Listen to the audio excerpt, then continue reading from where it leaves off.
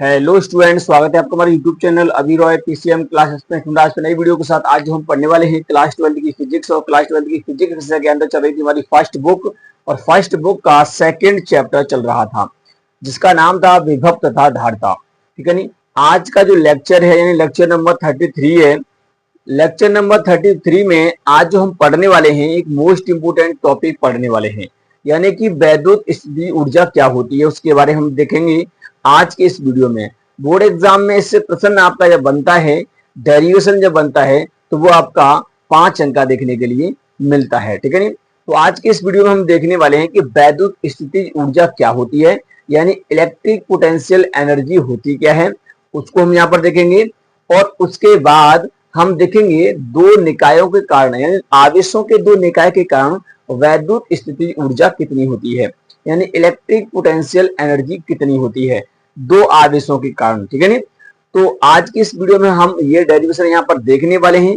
बहुत ही आसान शब्दों में अपनी भाषा में इसको तैयार करेंगे, आपको कहीं पर भी दिक्कत नहीं आएगी। ठीक है नी। बस आपको करना क्या है, वीडियो के एंड तक बने रहना है ताकि आपको ये टॉपिक क्लियर तरीका से समझ में आ सके और आपका ध्यान केवल पढ़ने पर होना चाहिए। ठीक है नी। वीडियो को फुल वॉच कीजिए। ठीक है नी। तभी आपको टॉपिक क्लियर तरीका से समझ में आएगा। Clear student. तो आज के इस वीडियो में क्या देखने वाले हैं, यानी कि वैद्युत स्थितिज ऊर्जा क्या होती है, यानी इलेक्ट्रिक पोटेंशियल एनर्जी क्या होती है और दो आवेशित निकाय के कारण वैद्युत स्थितिज ऊर्जा कितनी होती है, इसका भी हम डेरिवेशन यहाँ पर करने वाले हैं। ठीक है नी। बस बने रहिए वीडियो के एंड तक। और स्टूडेंट यदि आपने हमारे पिछले वीडियो नहीं देखे हैं तो जाकर के पिछले वीडियो देख लीजिए। मैंने फर्स्ट चैप्टर करवा दिया है, विद न्यूमेरिकल के साथ करवाया है। ठीक है। थ्योरेटिकल तो करवाया ही है, न्यूमेरिकल भी उसके साथ मैंने करवाए हैं। ठीक है। तो और ये चैप्टर जो है हमारा सेकंड चैप्टर चल रहा है, इसके भी 6-7 लेक्चर हो चुके हैं। ठीक है। जो कि जो आज का जो लेक्चर है वो 33 में है, यानी कि सभी लेक्चर जो है अब तक जो लेक्चर हो चुके हैं वो 33 हो चुके हैं। Clear student. तो चलते हैं वीडियो को स्टार्ट करते हैं। उससे पहले स्टूडेंट यदि आप हमारे चैनल पर नए हैं तो चैनल को सब्सक्राइब कर लीजिए, बेल आइकन को प्रेस कर ऑल पे क्लिक कर दीजिए ताकि आने वाली वीडियो की नोटिफिकेशन आपको मिलती रहे। ठीक है स्टूडेंट। तो चलते हैं वीडियो को स्टार्ट करते हैं। तो चलिए स्टूडेंट बात करते हैं वैद्युत स्थितिज ऊर्जा इलेक्ट्रिक पोटेंशियल एनर्जी क्या होती है, इसके बारे में हम यहाँ पर बात करेंगे। देखिए ये इसकी डेफिनेशन है, अभी आप शायद आपको समझ में नहीं आ रही होगी क्योंकि आप यहाँ पर अगर पढ़ के देखेंगे तो आपको समझ में ज्यादा नहीं आएगा। ठीक है नी। अभी मैं इसको समझाऊंगा तो आपको क्लियर तरीका समझ में आएगा कि ये कहना क्या चाहती है। ठीक है नी। कि वैद्युत स्थितिज ऊर्जा क्या होती है, आप खुद भी इसकी परिभाषा बना सकते हो, ऐसी कोई बात नहीं है। ठीक है नी। तो इलेक्ट्रिक पोटेंशियल एनर्जी क्या है इसको समझिए। देखिए एनर्जी का मतलब क्या होता है, ऊर्जा, यानी कि कार्य करने की क्षमता को हम क्या कहते हैं, ऊर्जा कहते हैं। कार्य करने की क्षमता को ऊर्जा कहा जाता है। ठीक है नी। Energy is the ability to do work. कार्य करने की क्षमता को ऊर्जा कहा जाता है। क्या कहते हैं, ऊर्जा कहते हैं। तो यानी कि कार्य से संबंधित होती है हमारी ऊर्जा। तो वैद्युत स्थितिज ऊर्जा, वैद्युत यानी कि वैद्युत का मतलब होता है आवेश, इतना आपको ध्यान रखना है। वैद्युत का मतलब होता है आवेश, स्थितिज ऊर्जा यानी कि आवेशों के समायोजन से, आवेशों की स्थिति से कहीं पर हम उनको लेके आए तो जो कार्य करना पड़ेगा हमको वही ऊर्जा के रूप में संचित हो जाएगा। यानी कि मान लीजिए अगर ये दो मार्का है, एक ये वाला और एक ये वाला, इन दोनों को ला करके मैंने यहाँ पे लाके व्यवस्थित कर दिया तो जितना मुझे यहाँ तक लाने में काम करना पड़ा वही तो होती है ऊर्जा। कार्य करने की क्षमता को ऊर्जा कहते हैं। क्या कहते हैं, एनर्जी कहते हैं। तो एक मार्का को मैं यहाँ से लाया, एक मार्का को मैं यहाँ से कुछ दूरी तक यहाँ पे ला करके मैंने छोड़ दिया, तो जो कार्य करना पड़ा मुझे वही कहलाएगा ऊर्जा। क्या कहलाएगा, ऊर्जा कहलाएगा। जो इसे निकाय बनाने में मुझे कार्य करना पड़ा वही वैद्युत स्थिति ऊर्जा होगी। अब वैद्युत स्थिति ऊर्जा क्या है, अगर मान लीजिए एक आवेश ये है, एक आवेश ये है, इस आवेश को और इस वाले आवेश को मैं कहीं से लेके आ रहा हूं। मान लीजिए दोनों आवेश अनंत पर ही रखे हुए हैं, अनंत पर हैं और इनको मैं लेके आ रहा हूं। अब दोनों आवेशों को जब मैं पास लेके आऊंगा तो इनके कारण में एक निकाय बनाऊंगा कुछ दूरी पर ला करके। मान लो आज दूरी है 5 मीटर 6 मीटर मान लीजिए, ठीक है नी।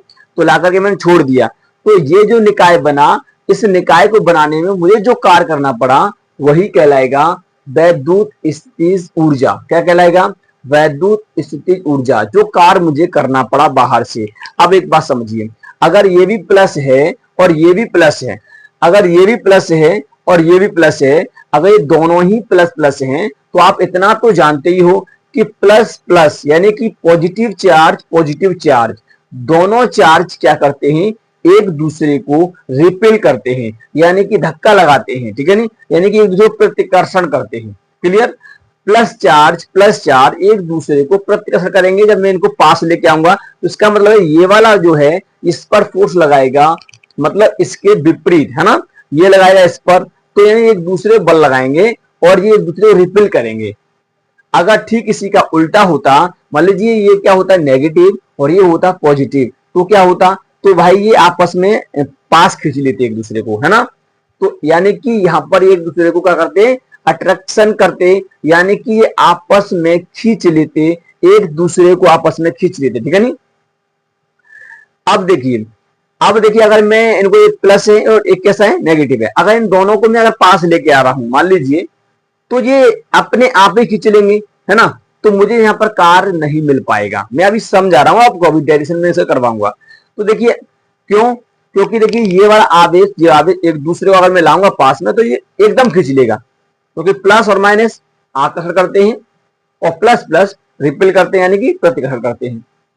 तो यहां पर कार्य क्या होगा, वो कार्य ऊर्जा के रूप में बदलेगा, परंतु गतिज ऊर्जा के रूप में बदल जाएगा। स्थितिज ऊर्जा तो हमें मिलेगी ही नहीं, तो हमें तो यहाँ स्थितिज ऊर्जा चाहिए।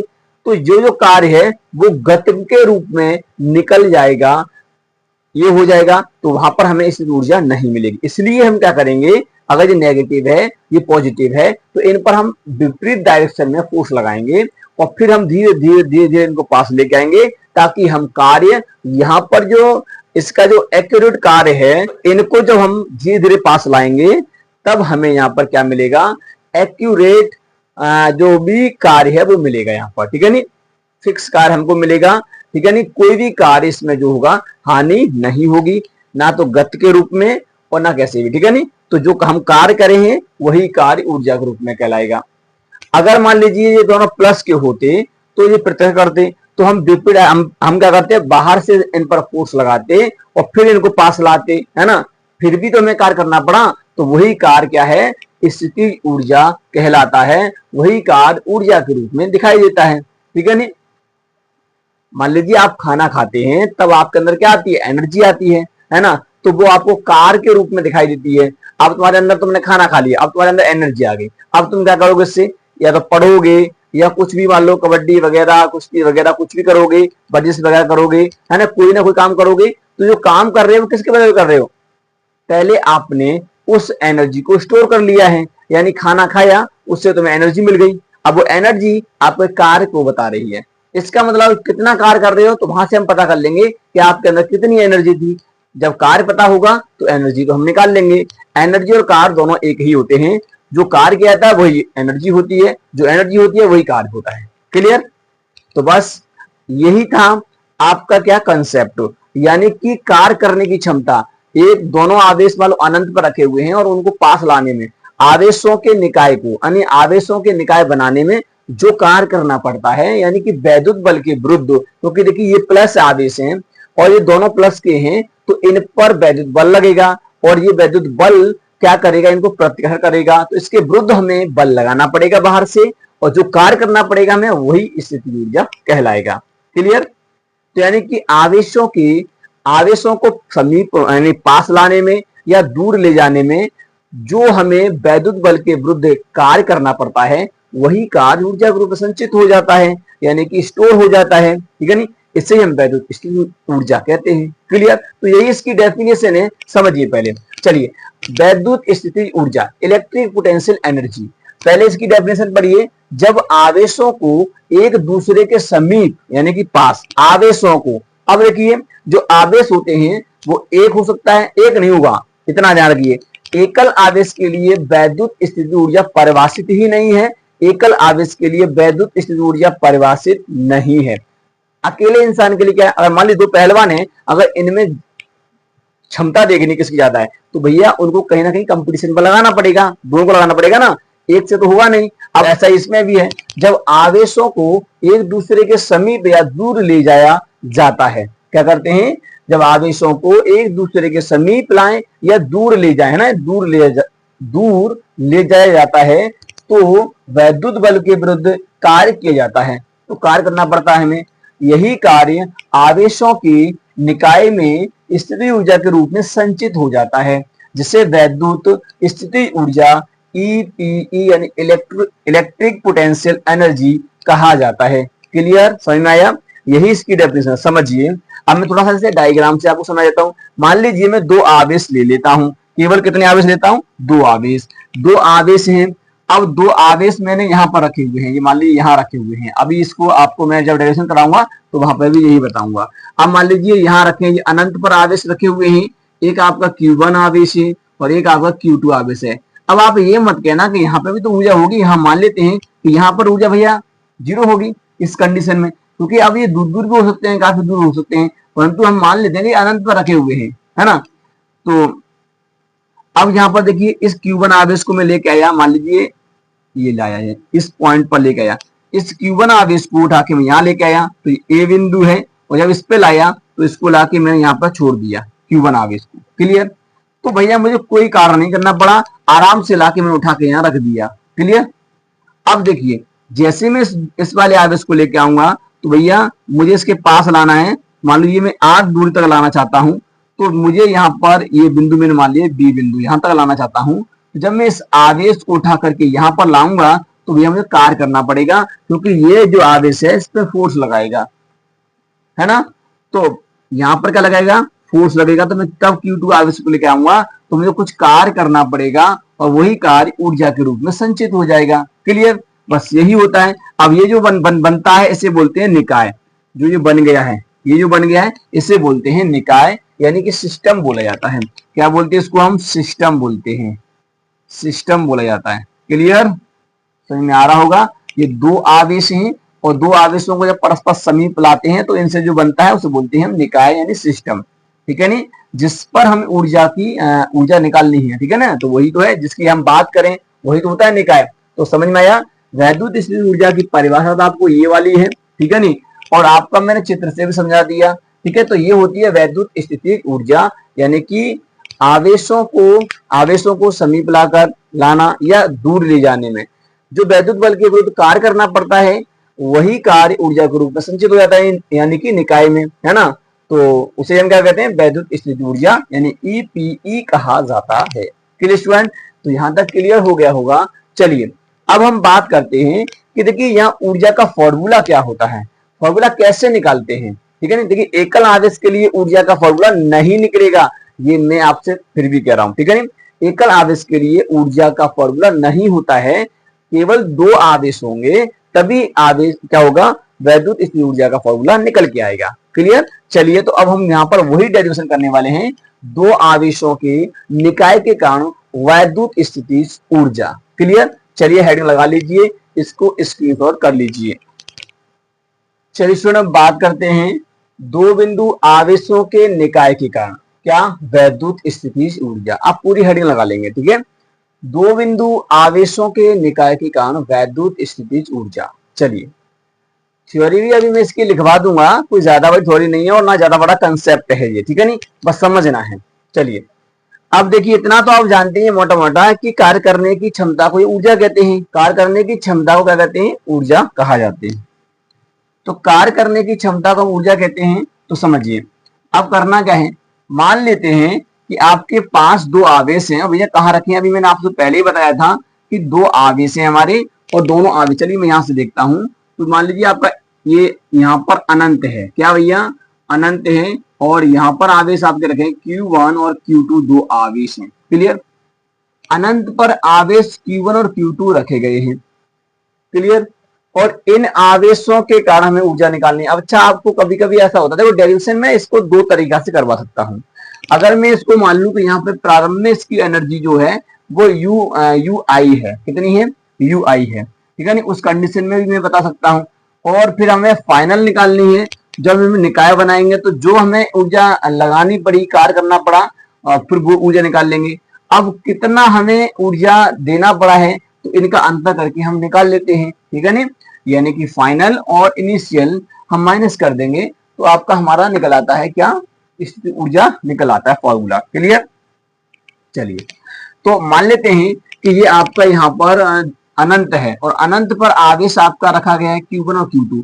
तो इस कंडीशन में अगर देखें तो यहाँ पर जो एनर्जी है वो कितनी है, इनिशियल एनर्जी हम बोलते हैं UI बोलेंगे। ये अनंत पर जब आवेश रखे हैं तो इनकी ऊर्जा जो है वो कितनी है अभी, जीरो। कितनी है, जीरो। तो इनिशियल एनर्जी अभी इनकी कितनी है भैया, जीरो है।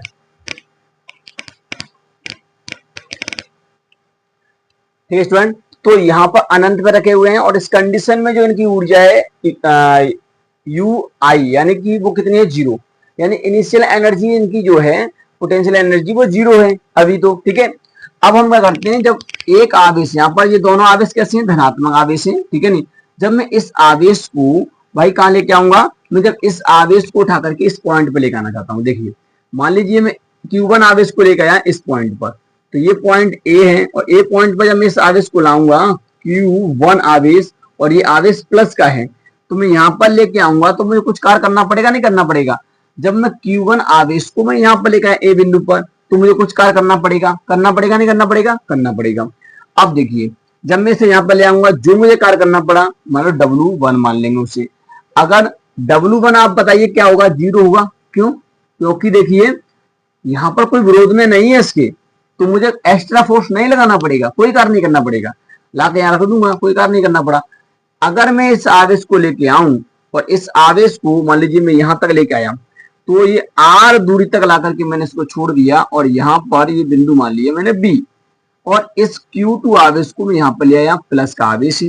अब आप इतना तो जानते हो, जब मैं इस आवेश को लाऊंगा यहाँ पर, भैया ये फोर्स लगाएगा और इसके विरुद्ध में कार्य करूंगा, तो ये फोर्स जैसे लगाएगा मैं इस प्रकार से लगाऊंगा इसमें। ठीक है नहीं, तब मैं इसको यहाँ पर लेके आऊंगा।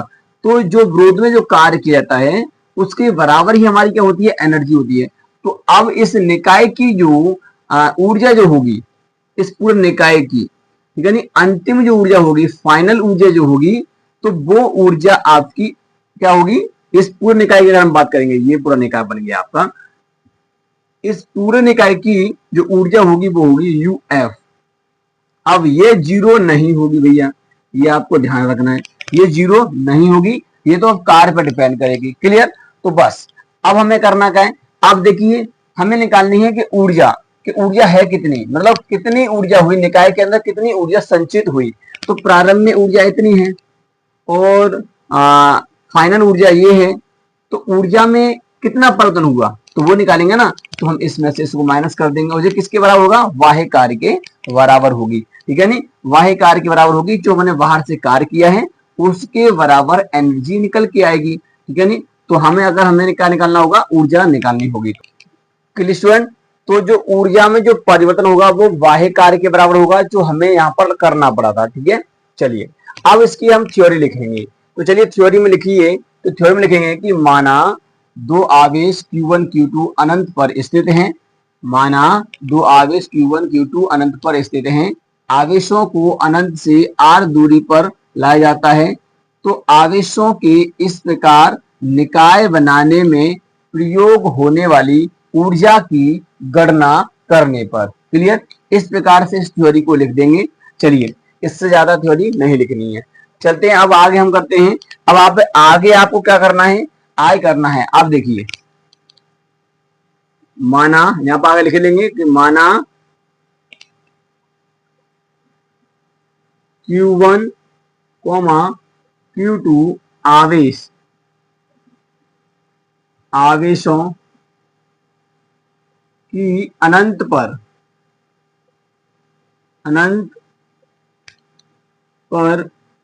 ऊर्जा, अनंत पर जो ऊर्जा है, कौन सी ऊर्जा, स्थितिज ऊर्जा। ठीक है नहीं, तो यहां पर लिख लेंगे स्थितिज ऊर्जा, अनंत पर वैद्युत स्थितिज ऊर्जा कितनी है, U इनिशियल बराबर जीरो है। क्लियर, U इनिशियल बराबर कितनी है भैया, जीरो है। क्लियर, हमने मान लिया कि अनंत पर जो आवेश रखे हैं तब उनकी ऊर्जा कितनी है, इनिशियल एनर्जी जो है वो जीरो है। क्लियर, चलिए अब हम क्या करते हैं, आगे देखिए। अब ये तो थी अनंत पर ऊर्जा, अब हम इनका एक निकाय बनाएंगे। तो Q1 आवेश को मैं बिंदु ए तक लेके आऊंगा, तो आप लिखेंगे प्लस Q1 आवेश को अनंत से ए बिंदु तक लाने में किया गया कार्य।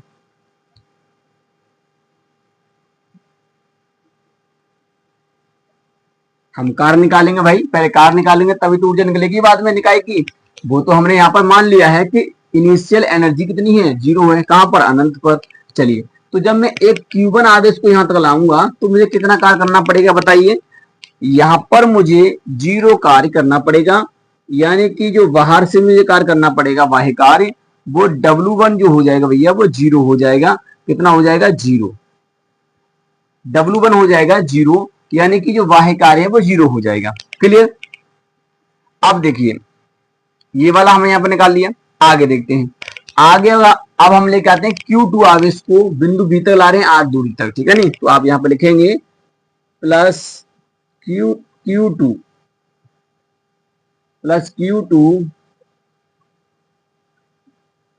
आवेश को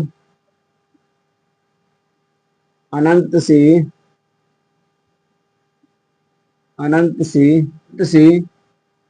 आर दूरी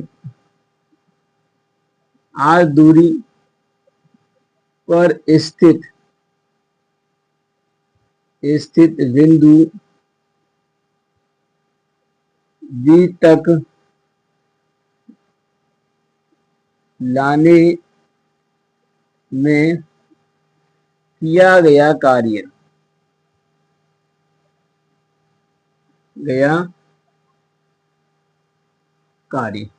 अब देखिए हम क्या कर रहे हैं, Q2 आवेश को अनंत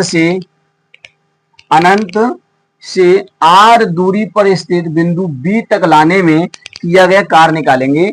तो यहाँ पर देखिए, जब हम इस Q2 आवेश को इस बिंदु B पर लेके आऊंगा तो कार्य कितना करना पड़ेगा। तो यहाँ पर देखिए W2 जो हो जाएगा वो कितना होगा। हम जानते हैं, फॉर्मूला जानते हैं, कार्य का फॉर्मूला क्या जानते हैं, हम जानते हैं कार्य बराबर होता है V इंटू Q। ये हमने पढ़ रखा है। क्लियर। क्योंकि विभव बराबर होता है W/Q। आवेश को लाने में किया गया कार्य ही वैद्युत विभव कहलाता है। तो अगर V निकालेंगे तो Q इसके बट्टे में आ जाएगा, है ना। तो वहीं से मैंने लिया है ये W बराबर V इंटू Q।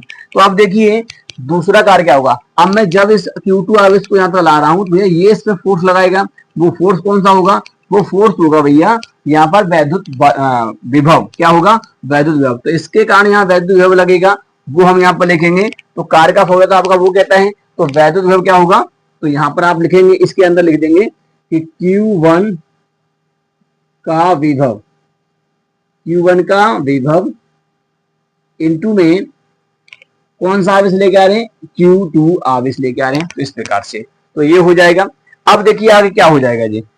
आगे अगर देखेंगे तो मैं इसको इधर की साइड कर देता हूं, तो W2 जो हो जाएगा वो हो जाएगा Q1 का विभव कितना हो जाएगा। विभव का फॉर्मूला होता है 1/4πε0 Q1/R। तो Q1 है और R दूरी है यहाँ पर, ठीक है नहीं। तो आप इसे ऐसे लिखेंगे, मैं शॉर्ट में लेता हूँ Q1/R। ये विभव हो गया, Q1 का विभव हो गया, और गुणे में क्या है Q2। तो आप यहाँ Q2 से गुणा कर देंगे। क्लियर। तो W2 जो हो जाएगा वो आपका हो जाएगा K Q1/R। ठीक है नहीं। तो देखिए W2 आपका ये निकल के आया है, W2 निकल आया आपका, W1 ये निकल आया। अब आपका क्या निकालना है, कुल कार्य कितना हो गया। अब कुल कार्य निकालेंगे।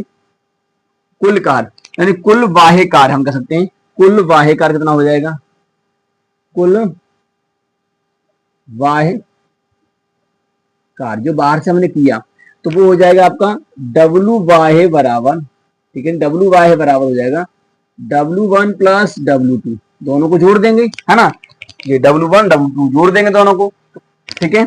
तो चलिए अब यहाँ पर आप इसको जोड़ेंगे तो कुछ इस प्रकार से हो जाएगा। चलिए यहां कर देते हैं, तो यहां पर हो जाएगा W बाह्य जो होगा, W बाह्य वो W1 कितना है आपका, देखिए W1 जो है भैया 0 है और W2 आपका ये वाला है, तो ये तो ये 0 है प्लस, और ये आपको कितना दिया है, ये दिया आपका K Q1 Q2 अपॉन में R, ये दिया है। तो W वाहे जो हो गया आपका, W वाहे जो हो गया वो हो गया K Q1 Q2 अपॉन में R। तो ये आपका फॉर्मूला यहाँ पर निकल के आया है, देख लीजिए, ठीक है नहीं, इस प्रकार से ये कार निकल आया, कुल कार निकल के आया है। अब जब कुल कार निकल आया, अब देखिए कुल कार जब निकल गया, अब यही कार क्या होगा, ऊर्जा के रूप में संचित होगा, है ना, किसमें, निकाय के अंदर। तो हमारा वाह्य कार निकल के आया है। अब देखिए अब करना क्या है, अब फाइनल एनर्जी जो है इसकी, जो इसे निकाय बनाया, तो इस फाइनल एनर्जी हम मान लेते हैं कितनी है, वो है UF ही है, 0 नहीं है, UF है, क्लियर। यहाँ पर 0 थी, परंतु अब यहाँ पर हमें कार्य करना पड़ा था, तो यहाँ पर हमारी जो फाइनल एनर्जी है वो कितनी है, UF है। अब देखिए अगर आपसे कहा जाए कि कितना ऊर्जा में परिवर्तन हुआ है, यानी कि कितनी ऊर्जा इस निकाय बनाने में खर्च हुई है, तो वहां पर हमें परिवर्तन निकालना पड़ेगा। तो ऊर्जा में जो परिवर्तन होता है वो वाह्य कार्य के बराबर होता है, ये हमारा फॉर्मूला कहता है, यानी कि जो ऊर्जा में परिवर्तन होता है वो वाह्य कार्य के बराबर होगा, ठीक है नहीं। यहां से हम इस आवेशों को लेके आए तो जो कार्य करना पड़ा, तो यहाँ पर कुछ ऊर्जा हो गई, वो ऊर्जा कितनी है, UF, ना कि ये 0 के बराबर नहीं है, मैंने पहले ही बताया था, ठीक है नहीं। और प्रारंभ में इनिशियल एनर्जी जो है वो कितनी है, U बराबर 0 है, यानी कि जब इसे निकाय की। तो अगर आपसे कहा जाए कि ऊर्जा में परिवर्तन कितना हुआ, तो देखिए पहले एनर्जी ये थी, बाद में ये हो गई, तो ऊर्जा में परिवर्तन जो हुआ ना वही वाह्य कार्य के बराबर हुआ ना, क्योंकि जितनी ऊर्जा इसमें लगी है निकाय को बनाने में वो निकालना है, तो ऊर्जा में परिवर्तन करना पड़ेगा, यानी ऊर्जा में परिवर्तन यानी अंतर, यानी कि UF माइनस UI बराबर वाह्य कार्य, इसके बराबर होगा, क्लियर। तो ये आपका फॉर्मूला कहता है। चलिए थोड़ा सा हमें यहाँ पर रफ करने की आवश्यकता है, तो हम आगे इसको करते हैं, तो यहाँ से हम थोड़ा सा से रफ करना पड़ेगा, आगे फिर से समझते हैं। चलिए अब देखिए मान लेते हैं कि माना निकाय की अंतिम स्थितिज ऊर्जा कितनी है, UF है। तब ऊर्जा में होने वाला परिवर्तन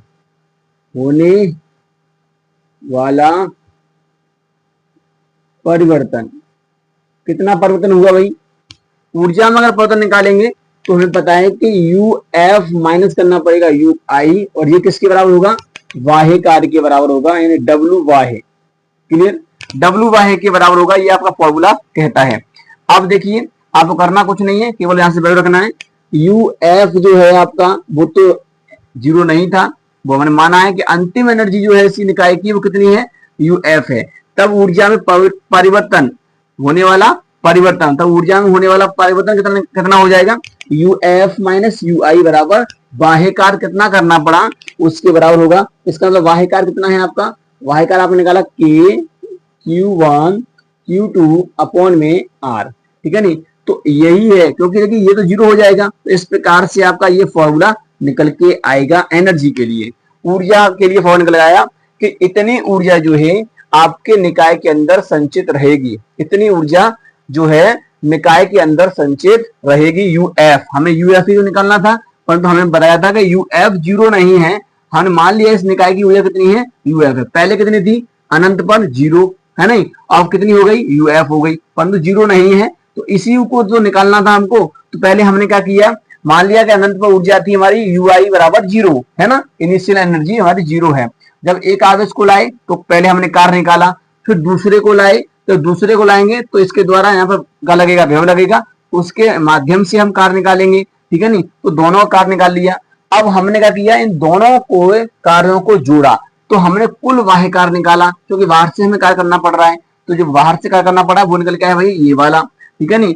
अब ये जो वाह्य कार्य है वो किसके बराबर है, ये वाह्य कार्य देखिए यहाँ पर जो ऊर्जा में परिवर्तन हुआ है उसके बराबर है। यहाँ पर जो ऊर्जा में परिवर्तन होगा उसके बराबर। पहले ऊर्जा इतनी थी फिर इतनी हो गई, तो कितना ऊर्जा में परिवर्तन हुआ उसी के तो बराबर होगा। तो ये कार्य करने की क्षमता को ऊर्जा कहते हैं। तो बस वही हमने किया है कि माना निकाय की अंतिम स्थिति ऊर्जा कितनी थी, यूएफ है, तब ऊर्जा में होने वाला परिवर्तन यूएफ माइनस यूआई बराबर डब्ल्यू वाई है। तो यूएफ निकला है आपका, ये निकल के आया है। क्लियर? तो स्टूडेंट उम्मीद करते हैं आपको समझ में आ गया होगा। Clear student? आप देखिए ये डेरिवेशन अलग अलग आपको बताया भी जा सकता है दूसरे टाइप से भी, वो भी मैं जानता हूं और वो भी बता सकता हूं, ठीक है नहीं, परंतु ये सबसे अच्छा तरीका है। ठीक है, एनसीईआरटी किताब का सबसे शानदार तरीका यही है। अब देखिए यहां पर हमने जो एनर्जी निकाल ली, अब यहाँ पर थोड़ी सी कंडीशन समझिए। अगर ये आवेश दोनों धनात्मक हैं तो बताइए ऊर्जा बढ़ेगी या घटेगी? अगर आवेश आपके धनात्मक होते हैं, धनात्मक आवेश हो, सजातीय हो, सजातीय आवेश कहने का मतलब सजातीय आवेश हो, सजातीय सजातीय अगर आवेश है आपके आवेश, तो भैया एनर्जी जो होगी वो पॉजिटिव रहेगी। यू कैसी रहेगी? यू रहेगा हमेशा पॉजिटिव। कैसा रहेगा? पॉजिटिव रहेगा। अगर विजातीय है तो विजातीय, विजातीय आवेश है तो, अगर विजातीय आवेश है तो भैया एनर्जी रहेगी आपकी क्या? विजातीय मतलब एक प्लस एक माइनस, तो भैया होगी नेगेटिव। कैसी होगी? नेगेटिव। ये आपको ध्यान में रखना है। तो ये नेगेटिव एनर्जी आपकी होगी। क्लियर? क्योंकि ये चिन्ह के साथ लेते हैं यहाँ पर हम, क्योंकि यहाँ माइनस में हम चिन्ह के साथ लेंगे। अगर एक माइनस है तो उसे हम चिन्ह के साथ ही लेंगे उसके विभव को। ठीक है, इसलिए तो ये पता होना चाहिए कि कब धनात्मक होती है, कब ऋणात्मक होती है एनर्जी। तो स्टूडेंट उम्मीद करते हैं ये था आपका टॉपिक छोटा सा, दो आवेशों के लिए हमने यहाँ पर देखा उसका डेरिवेशन। अगले लेक्चर में देखेंगे कि तीन आवेश हो तो किस प्रकार से एनर्जी निकाली जाती है, स्थिति ऊर्जा कैसे निकाली जाती है। स्टूडेंट तो उम्मीद करते हैं वीडियो पसंद आया होगा। वीडियो अगर पसंद आया है तो वीडियो के बाद लाइक कर दीजिए, चैनल को सब्सक्राइब करके बेल आइकन को प्रेस जरूर कर दीजिए ताकि आने वाले वीडियो की नोटिफिकेशन आपको मिलती रहे। अब मिलेंगे नेक्स्ट वीडियो में, तब तक के लिए जय हिंद, वंदे मातरम।